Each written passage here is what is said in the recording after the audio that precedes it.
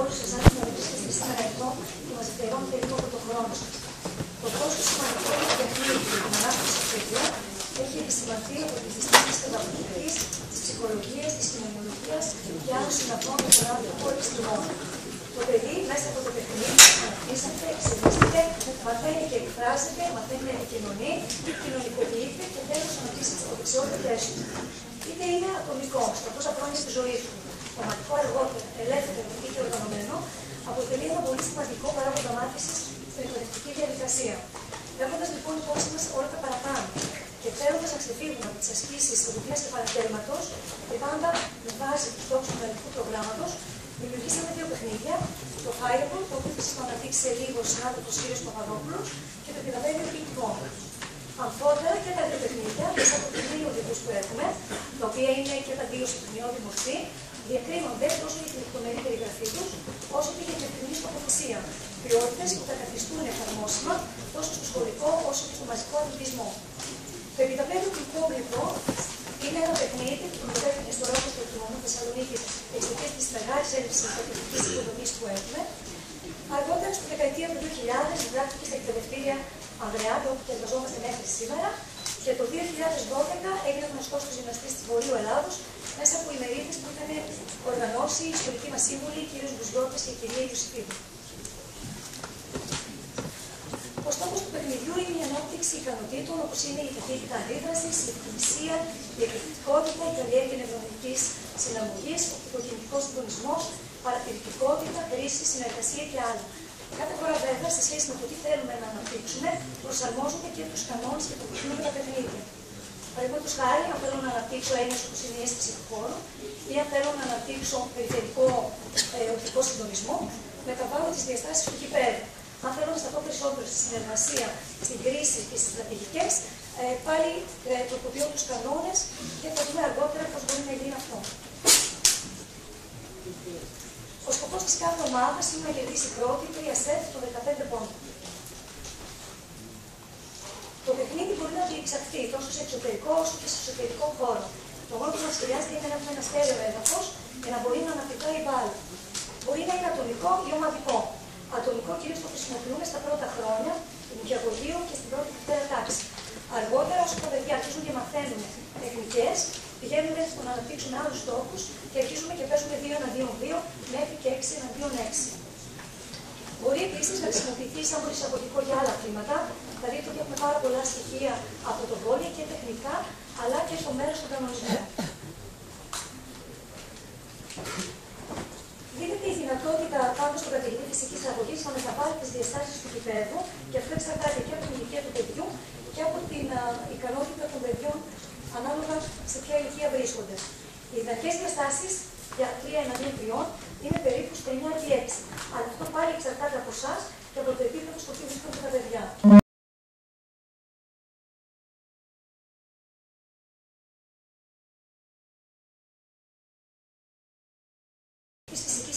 Αυτό βέβαια δεν είναι απαραίτητο. Μπορεί να είναι κάποιος μαθητής, ο οποίος για κάποιο λόγο δεν συμμετάσχει, είτε λόγω ασθένειας, λόγω τραυματισμού και άλλων. Και καθήκον του είναι φυσικά και η ομαλή διεξαγωγή του παιχνιδιού, αλλά και να μπορεί να επιβλέψει εάν τηρούνται σωστά οι κανόνες. Η έναρξη τώρα του παιχνιδιού ξεκινάει με σερβίς, όπως γίνεται και στο πόλι και στο πικφό, πίσω από την τελική γραμμή μετά από κλήρωση. Ο παίκτης πρέπει να χτυπήσει την μπάλα με τέτοιο τρόπο, έτσι ώστε αυτή να αναπηρήσει μία φορά στο δικό του γήπεδο και μία στο αντίπαλο, χωρίς βέβαια αυτό να είναι πάντα προϋπόθεση. Το σερβίς μπορεί να ποικίλει. Μπορεί να είναι τένις σερβίς, ψηλό, μεσαίου τύπου, συρτό, που είναι από τα πιο δύσκολα και χρησιμοποιούν συνήθως τα μεγάλα παιδιά, και μπορεί να γίνεται με ένα ή και με 2 χέρια για τα μικρότερα παιδιά. Εδώ ακολουθούμε πάλι στο σερβίρισμα τους κανόνες του βόλεϊ. Σερβίρει πάντα η ομάδα που κερδίζει πόντο, σερβίρει ο ίδιος παίκτης μέχρι να χάσει το πόντο η ομάδα του και οι αθλητές, όταν παίζουμε πάνω από 2, θα πρέπει να ακολουθούν πάντα τη σειρά της στροφής. Τώρα, αν το σερβίς είναι πετυχημένο, τότε η αντίπαλη ομάδα πρέπει να επιστρέψει την μπάλα πριν αυτή να πηδήσει στο γήπεδό της δεύτερη φορά ή να κάνει κατευθείαν βολέ μόλις η μπάλα περάσει την κεντρική γραμμή. Αυτό δεν είναι προϋπόθεση για τα μικρά παιδιά. Στα μικρά παιδιά αφήνουμε να υπάρξει αναπήδηση της μπάλας στο γήπεδό τους και 2 ή και 3 φορές. Αν η μπάλα κουμπίσει τις πλάγιες ή τις τελικές γραμμές, αυτό θεωρείται ότι είναι πάντα εντός γηπέδου. Αν η μπάλα κουμπίσει τώρα κάποιον αντίπαλο παίκτη και βγει εκτός γηπέδου, θεωρείται πόντος για την ομάδα που έχει κάνει το χτύπημα. Ένας παίκτης κάνει πόντο όταν αποτυχάνει να κάνει σερβίς. Όταν παραδείγματος χάρη εκτελέσει το σερβίς, κάνει το πρώτο χτύπημα στο δικό του γήπεδο και μετά η μπάλα βγει έξω. Ή αν κάνει χτύπημα κατευθείαν στο αντίπαλο γήπεδο, ή ακόμα και αν ακουμπήσει κάποιον συμπαίκτη του την ώρα που εκτελείται το σερβίς.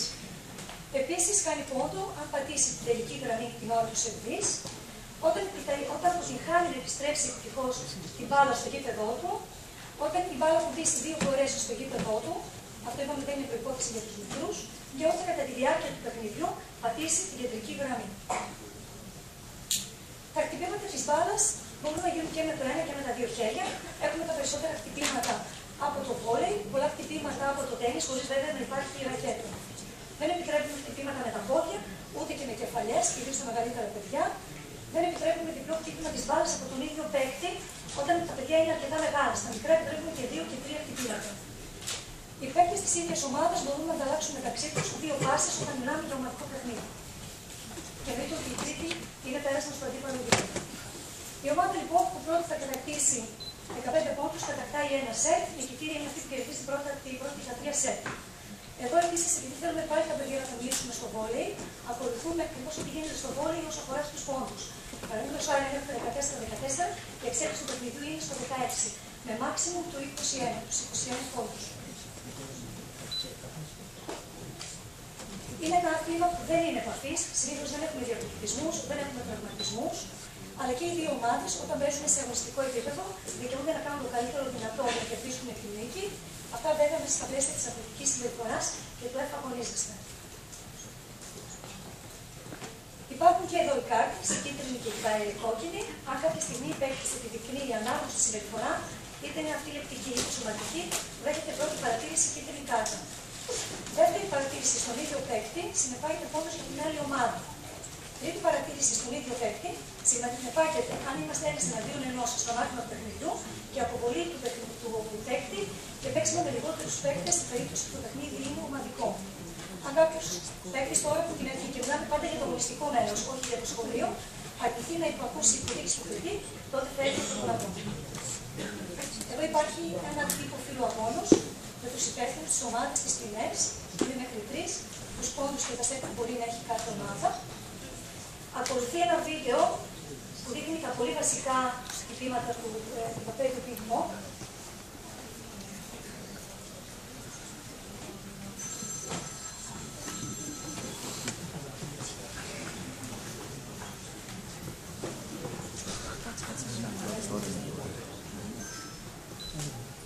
Θα δούμε σερβίς με 2 χέρια. Το χρησιμοποιούμε συνήθως για κάποιο κολλάει.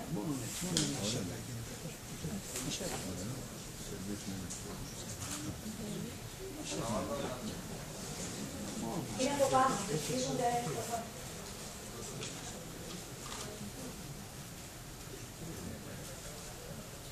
Σερβίς συρτό είναι από τα πιο δύσκολα, είναι συνήθως για τους μεγάλους μαθητές που βγαίνουν μόνο με μπλουζό.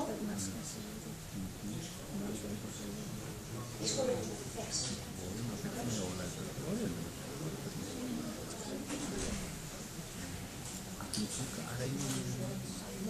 Μάσες και μαξέρες από το βόλεϊ.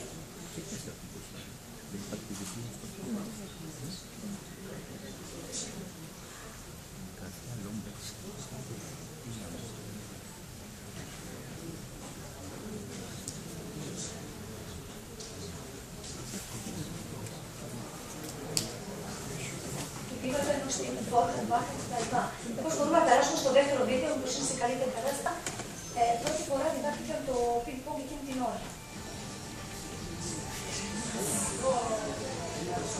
Είναι η πρώτη τους φορά. Τα δικά μας παιδιά είναι σε πολύ καλή διαφορά.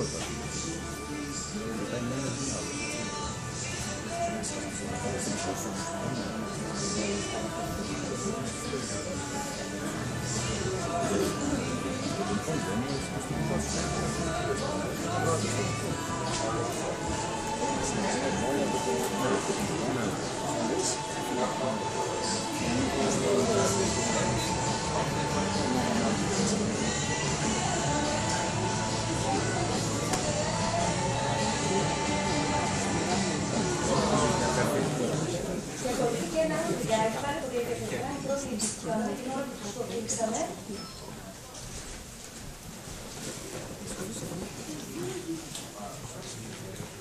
Θα δείτε ότι χρησιμοποιούν ιδίως τα παιδιά της μικρής ηλικίας συνήθως το ένα χέρι. Είναι λίγο δύσκολο να φύγουν από τις κινήσεις με το καλό τους χέρι, αλλά μιμούνται και όλες και τα χτυπήματα. Θα δείτε ότι όταν κάνει ένα πάσα, κατευθείαν μιμείται και το άλλο. Το ίδιο συμβαίνει στο σχολείο. Όταν χρησιμοποιούν μασέτες, χρησιμοποιούν όλα μασέτες. Όταν κάνουν λόγες, κάνουν όλα λόγες.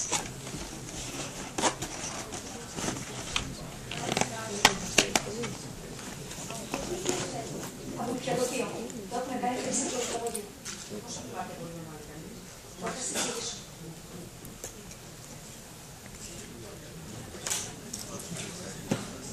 Εντάξει. Λοιπόν, εμείς στο σχολείο δεν χρησιμοποιούμε το αγωνιστικό μέρος, χωρίζουμε το γήπεδο σε πολλά μικρά γηπεδάκια, το οριοθετούμε και βάζουμε να παίζουμε ανάλογα με το στόχο που έχουμε. Πρώτα είμαστε εναντίον ενός, και ανά 5 λεπτά, 6 ανάλογα με το χρόνο που έχουμε, στηρίζουμε και κάνουμε αλλαγή στις ομάδες. Αργότερα, καθώς μαθαίνουμε και θέλουμε να έχουμε συνεργασία, πάμε στο 2-2-2. Πάλι το γήπεδο χωρισμένο, πιο μεγάλο βέβαια το γήπεδο αυτή τη φορά. 2-2-2, 3-1-2-3, 5-1-2-5, 6-1-2-6. Από την εμπειρία μας, το 3-1-2-3 είναι από το καλύτερα, γιατί υπάρχει μεγαλύτερη κινητικότητα κατά τη διάρκεια του παιχνιδιού. Επίσης, θα ήθελα να τονίσω και ένα άλλο γεγονός, ότι στο τέλος μαζεύουμε πάντα τα παιδιά και τα ρωτάμε με ποιους παίξαν καλύτερα, με ποιους μπόρεσαν να ανταλλάξουν περισσότερες φάσεις και ήταν αυτοί που τους βοήθησαν σε καλύτερες τεχνικές. Αν έχουμε έναν μαθητή ο οποίος μας περισσεύει, βάζουμε έναν καλό με δύο οι οποίοι δεν είναι τόσο καλοί και στο τέλος προσπαθούμε να δούμε τα παιδιά ότι εκείνο που μας ενδιαφέρει είναι να φραστούν το παιχνίδι, να παίξουμε, να αναπτύξουμε κάποιες ικανότητες που θέλουμε και όχι τόσο καθ' αυτό η νίκη. Τη νίκη δεν βλέπουμε καθόλου στο μυαλό μας γιατί είμαστε σε σχολείο. Στο μαζικό αθλητισμό τώρα και στα προγράμματα που έχουμε τα μαζικά, εκεί είναι σε αγωνιστικό επίπεδο είναι τελείως διαφορετικά πράγματα. Αυτά. Ευχαριστώ πολύ.